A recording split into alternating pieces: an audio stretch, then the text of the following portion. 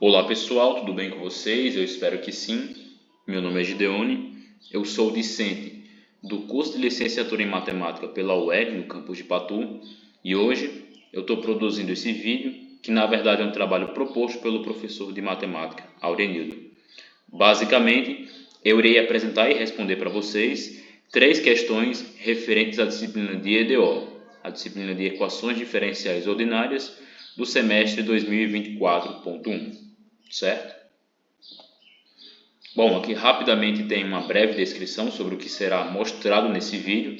Eu faço parte do grupo D, eu sou o aluno 1 e eu vou responder os problemas da questão 12, questão 8, letra C e a questão 7, letra D.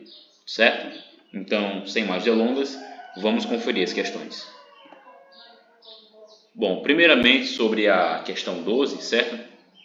Ele está pedindo para a gente verificar se as funções y1, que é igual a 1, e y2 igual a x elevado a meio, são soluções dessa equação diferencial, certo? Y vezes a segunda derivada de y, mais a primeira derivada de y ao quadrado, igual a zero, certo? Com esse x aqui sendo um número positivo.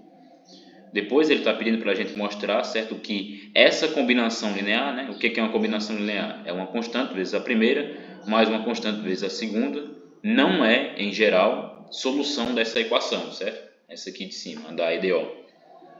E por fim ele está pedindo para a gente explicar por que esse resultado ele não contradiz o princípio da superposição, certo? Bom, então, solução da questão 12. Então nós temos aqui a EDO, certo? Como a gente acabou de ver, y vezes a segunda derivada de y, mais a primeira derivada de y ao quadrado, igual a zero, certo? Com esse x sendo um número positivo.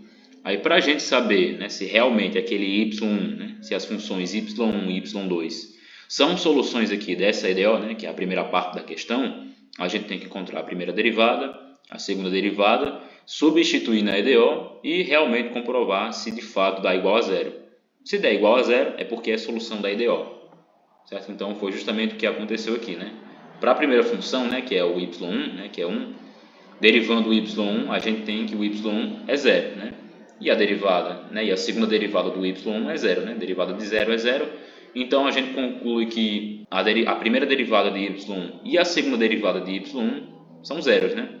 Com isso, basta substituir aqui na EDO. Né? Você tem aqui a EDO original, né? E quando você substitui, você vai ter 1 vezes 1 vezes 0, mais 0 ao quadrado, né? Que dá 0. Então, no final das contas, você encontra que o 0 é igual a 0. E isso garante, né, que o y1 é solução da EDO, certo? Agora, para o y2, né, você faz o mesmo processo. Encontra a primeira derivada, encontra a segunda derivada, substitui na EDO e comprova, né, se de fato dá igual a zero. Né? Se der zero é porque é solução da equação. Né? Então, como eu fiz aqui, né? A primeira derivada, né? Que deu, né? Desce, né? A regra da cadeia desce, né? 1 meio vezes x e diminui aqui uma unidade do expoente. Né? 1 meio vezes x elevado a menos 1 meio. E a segunda derivada, né? Desce, né? O menos 1 meio. Então vai ficar menos 1 quarto vezes x elevado a menos 3 meios. Né? E aí basta substituir aqui nessa EDO original, né? Quando você substitui, você vai ter essa expressão aqui, né? Igual a zero, né? Só substituir aqui. Aí se você fizer aqui as continhas, né? Passo a passo, bem calmamente aqui, né? Você encontra que no final 0 é igual a zero, né? Então, de fato, o y2 é solução da equação, né? Aí agora, né? Tomando a combinação linear que ele mostrou, né? Que ele nos pediu, mais uma vez, né? Para a gente mostrar que essa combinação linear aqui não é assim de forma generalizada solução da EDO, eu preciso encontrar a primeira derivada, a segunda derivada, substituir na equação original e, bom, analisar, né, o que acontece. Bom, então quando a gente encontra aqui, faz a primeira derivada, né, derivada da constante dá zero, e aqui a derivada de C2 vezes x elevado a meio, né, desce 1 menos 1 meio. Então, você vai ter aqui C2 dividido por 2 vezes x elevado a menos 1 meio, certo? Essa é a primeira derivada. E quando você faz a segunda derivada, né, você encontra justamente aqui essa expressão. Menos C2 sobre 4 vezes x elevado a menos 3 meios, certo? Bom, como eu encontrei aqui as duas derivadas, né, basta eu substituir na EDO original, né? Então você tem aqui a ideia original aqui embaixo, né? Eu simplesmente repeti tudo, né? O C1 mais C2 vezes x elevado a meio vezes as derivadas que eu encontrei, certo? Aí, se você fizer aqui essas continhas com calma, você vai ter justamente aqui essa expressão, certo? Menos C1 vezes C2 sobre 4 vezes x elevado a menos 3 meios menos C2 ao quadrado sobre 4 vezes x elevado a menos 1 mais C2 ao quadrado sobre 4 vezes x elevado a menos 1. Então, no final das contas, certo? O que você encontra é justamente essa expressão aqui, certo? Da IDO, y vezes a segunda derivada de y mais a primeira derivada de y ao quadrado igual a menos C1 vezes C2 sobre 4 vezes x elevado a menos 3 meios, certo?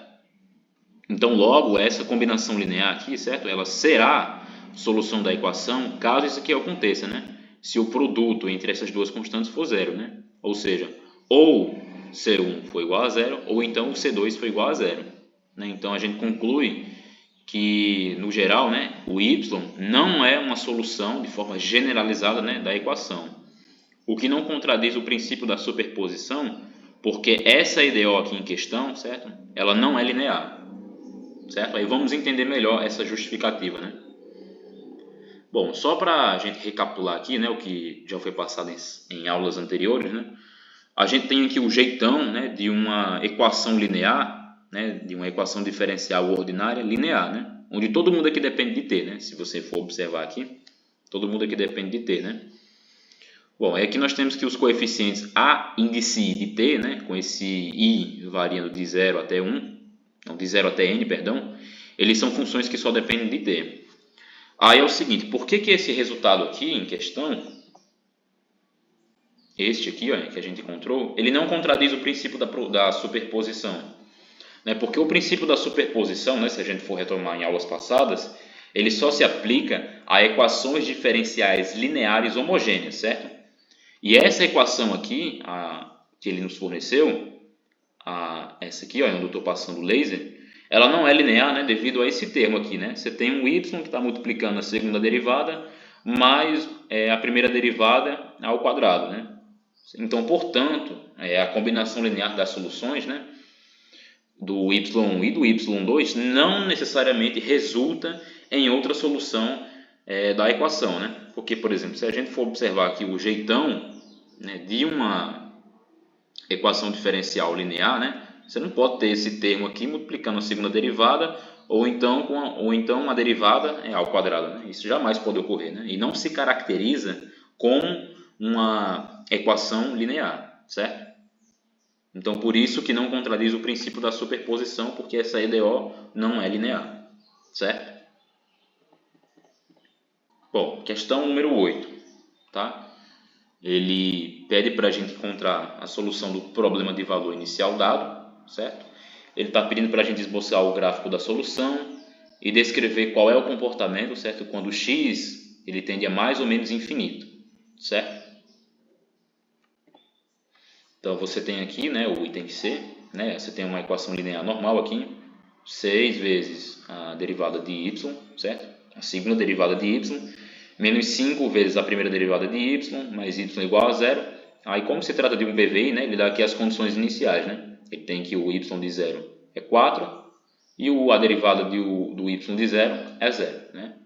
Bom, então a primeira parte, né, a nossa primeira missão aqui, já que se trata de uma equação linear, né, e é homogênea também, é escrever a equação característica dessa IDO, né? Então, se a gente for observar, a equação característica ela é justamente essa, né? 6r ao quadrado menos 5r mais 1 igual a zero. Como esse jeitão aqui, né, da equação característica é de uma equação do segundo grau, né? Então a gente sabe resolver ela, né? Então, pela fórmula quadrática, né, para resolver aqui facilmente essa equação, né, nós temos o seguinte, né? Que o discriminante vai ser o quê? Vai ser b quadrado, né? Que no caso é menos 5 ao quadrado, menos 4 vezes o a, né, que é 6, vezes o c, né, que é 1. Então, facilmente aqui, né, quando você faz esse cálculo, você encontra que o discriminante é 1. Né? Daí, para você encontrar as raízes da equação, né, basta você jogar aqui. Né? O r vai ser o quê? Menos b, mais ou menos a raiz quadrada do discriminante, dividido por 2 vezes a. Né? Então, se você fizer aqui, né, e substituir, né, você vai ter que o r vai ser o quê? Menos por menos vai ser mais, o valor de b que é 5, mais ou menos a raiz quadrada do discriminante, né? A raiz quadrada de 1 é 1, dividido por 2 vezes a, né? O valor de a é quanto? É 6, né? Então vai ficar 2 vezes 6, que vai ser 12. Né? Então se você fizer aqui, né? Por mais e por menos, você encontra que a primeira raiz é 1 meio e a segunda raiz é 1 terço, certo? Logo, o meu y, né? O y de x, ele vai ter esse papel aqui, né? Vai ser uma constante vezes o e, né, que é o número de Euler, elevado a x sobre 2, mais a segunda constante vezes o número de Euler elevado a x sobre 3, certo? Essa aqui é a solução. Aí, como é um PVI, né, ele deu as condições iniciais, né? Ele falou que o y de 0 é 4, né? Então, quando você substitui aqui, né, substituindo por x em 0, né, você vai ter facilmente que o C1 mais C2 é 4, né? E derivando, né, o y de x aqui, né, você encontra que C1 sobre 2 vezes o e elevado a x sobre 2 mais C2 sobre 3 vezes o e elevado a x sobre 3, certo? Aí, como a derivada do y de 0 é 0, né, então basta você substituir aqui onde tem x por 0, certo? Então você vai encontrar justamente aqui essa expressão, né? Substituindo por 0, você vai ter o quê? Você vai ter C1 sobre 2, né, mais C2 sobre 3 igual a 0. Aí, se você for tirar um mínimo aqui embaixo, né, como é o número primo aqui, né, é o produto entre os dois, né? Então vai ser 2 vezes 3 vai dar 6, né? Aí, se você for tirar um mínimo, né, você vai ter o quê? Né? Divide pelo de baixo, multiplica pelo de cima. 6 dividido por 2 vai ser 3. 3 vezes C1, 3C1. Mais 6 dividido por 2. 6 dividido por 3 dá 2. 2 vezes C2 vai dar 2C2, certo? Igual a 0. Aí, se você for aqui multiplicar cruzado, né, você vai ter que o 3C1 mais 2C2 é 0, né? E se você for isolar aqui o C2, você vai encontrar justamente essa expressão, né, de que o C2 é menos 3 vezes C1 sobre 2, né? Então, logo, para a gente encontrar o C1, né, você vai ter que o C1 menos 3 vezes C1 sobre 2 é 4, né?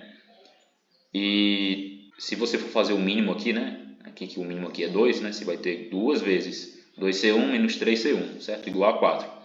Então, você vai ter que menos C1 sobre 2 é 4, então facilmente você encontra aqui que o C1 é quem? É menos 8, né?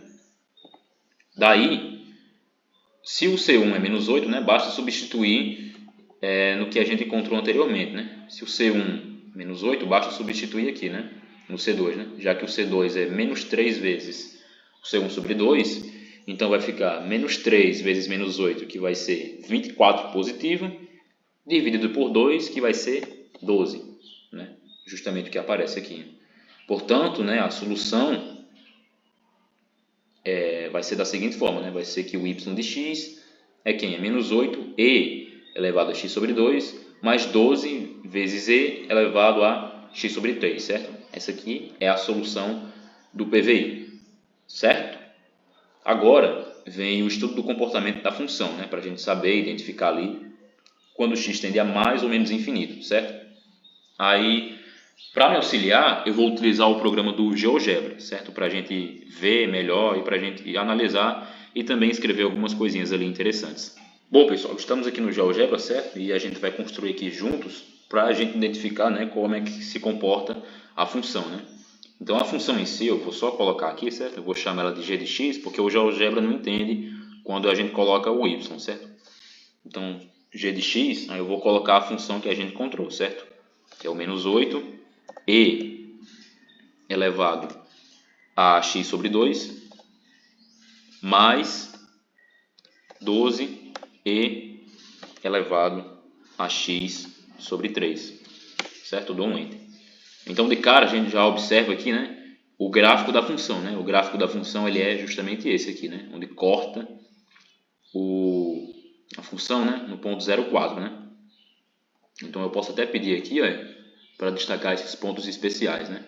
Como a gente pode perceber aqui, no ponto 0,4, né? As raízes e também a interseção aqui do GeoGebra, certo? Aí, só para a gente analisar o comportamento da função, certo? Eu vou criar aqui um controle deslizante, né? Porque eu quero que um ponto ele deslize sobre a função, né? Então, para a gente criar, né, a gente vem aqui, né, cria um controle deslizante, certo? Vou colocar aqui em menos 6 e o máximo em 3, né? Só isso aqui já é suficiente. Ao incremento eu vou colocar 0.0001, certo? Eu quero que vá bem lento para a gente identificar aqui o comportamento da função, certo? Pronto, criei aqui um controle deslizante, né? Só que isso aqui não é suficiente para eu fazer nada, né? Porque o que eu quero é que um ponto ele deslize sobre a função. Aí para criar esse ponto, eu vou vir aqui no campo de entrada, certo? E vou colocar aqui que o ponto ele faça justamente o que eu quero, né? Então eu coloco A maiúsculo igual, aí abre o parêntese, eu vou colocar os pontos, né? Eu vou colocar aqui o A minúsculo, né? Que é justamente aqui do controle deslizante, e o outro vai ser justamente o F, só que eu quero que o que? Relacionado aqui a essa função, certo? No caso G, né? É que eu chamei aqui de função G, colocar aqui G de A, certo? Eu vou só mudar aqui a cor, certo? Para ficar bem destacado. Deixar aqui em vermelho, pronto. Perfeito. Certo? Agora sim, quando eu clicar aqui para reproduzir, o ponto ele vai se deslocando bem lentamente aqui, na função, né? Certo? Como vocês podem perceber. Isso é uma das vantagens do GeoGebra, né? Para você analisar, perceber o comportamento da função, certo? Então, para a gente determinar, né, como é que o x ele se comporta em mais ou menos infinito, a gente vai utilizar justamente esse programa, né? Como vocês podem perceber aqui. Então é o seguinte, quando o y, né, a função que eu tenho, né, ele vai para menos infinito, né, quando você tem algo que divide para menos infinito, então, consequentemente, o x ele tende para onde? Né? A função em si ela tende para zero, na verdade, né? Como a gente pode perceber aqui, certo? Então, só voltando aqui no slide, certo? O que eu estou querendo dizer é o seguinte, aí você tem aqui a função, certo? O limite quando x ele tende a menos infinito de e elevado a x sobre 3 vezes essa expressão aqui de dentro, certo? Então, quando o x ele tende a menos infinito, né, pelo gráfico que a gente viu, a exponencial ela tende o quê? Ela tende a zero, certo? Agora, quando o limite ele tende a mais infinito, certo, dessa expressão, né, você vai ter o quê? Você vai ter, quando você substitui aqui, você vai ter algo muito grande dividido por algo relativamente pequeno, né? Então, no final das contas, você vai ter algo muito grande. Porém, né, você tem aqui uma constante negativa multiplicando e elevado a x sobre 6, né? Então, consequentemente, você vai ter o quê? Você vai ter que um lado vai ser para menos infinito e outro lado vai ser para mais infinito, certo? Aí, se você fizer esse produto, certo? Menos infinito por mais infinito, no final das contas, essa função, certo? A exponencial também vai tender para menos infinito, certo? Esse aqui é o estudo dos casos dos limites, certo? Como a gente pode perceber aqui no GeoGebra, é justamente isso que está acontecendo. Quando o x tende a menos infinito, a função ela tende a zero, certo? E quando o x ele quando o x ele tende a mais infinito, a função tende a menos infinito por conta dessa constante negativa aqui, menos 8, certo? Está multiplicando essa estrutura, certo? Se a gente for observar aqui, a função ela nunca vai tocar no eixo das abscissas, né? Ela sempre se aproxima, mas quando a gente dá um zoom, certo? Ela nunca toca no eixo das abscissas, tá certo? Nunca. Então, por esse motivo, que quando o x tende a menos infinito, a função tende a zero, e quando o x tende a mais infinito, a função, no geral, ela tende a menos infinito, certo? Ela vai descendo aqui. Ok?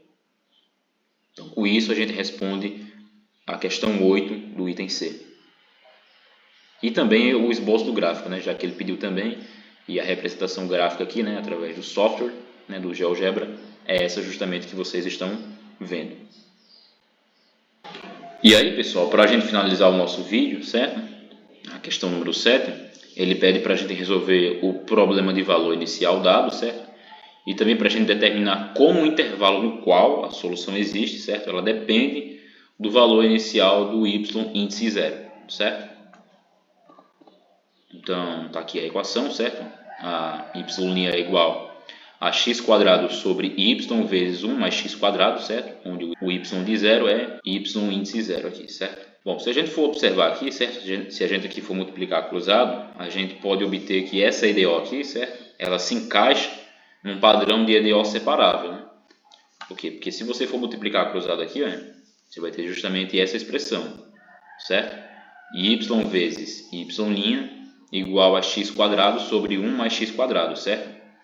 O ponto-chave aqui dessa EDO, certo? Dessa equação, é você conseguir reescrevê-la, certo? Como sendo y vezes y' igual a 1 menos 1 sobre 1 mais x², certo? Por quê? Porque desse modo eu consigo encontrar uma primitiva, né? Já que ela se trata de uma EDO separável, né?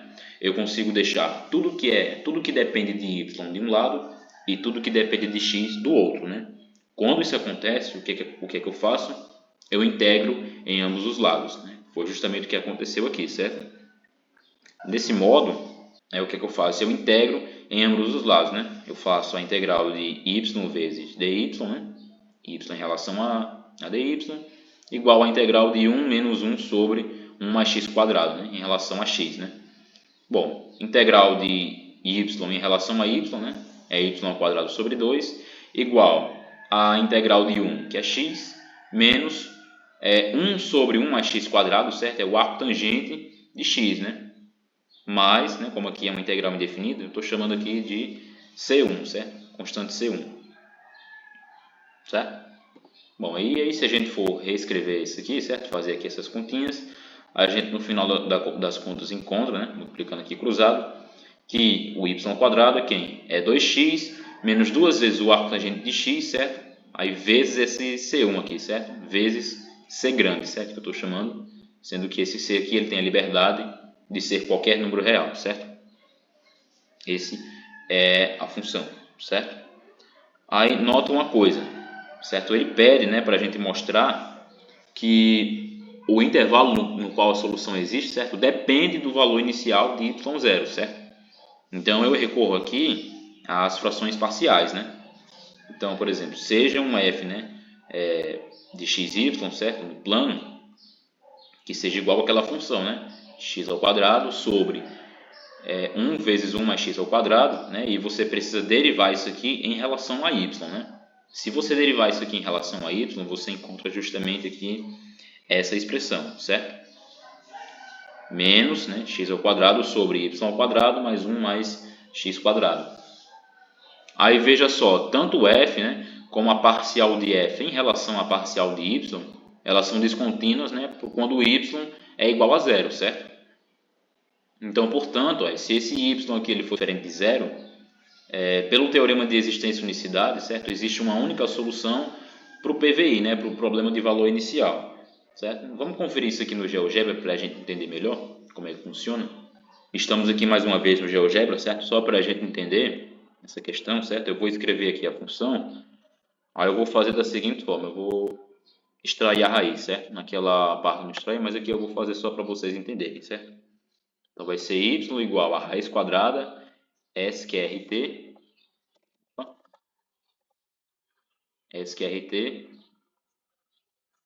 da função, né? 2x menos 2 vezes o arco tangente de x, certo? Mais uma constante qualquer, certo? Não precisa, certo? Aí, se vocês observarem, certo? O arco tangente é a função inversa da tangente, né? Então, essa aqui é o gráfico dessa funçãozinha aqui, certo?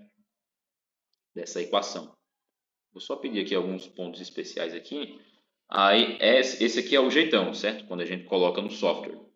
Aí, se vocês observarem, certo? Quando o y, certo? É igual a zero, certo? Analisando aqui a interseção dos eixos, né? O eixo do x do eixo y. Né?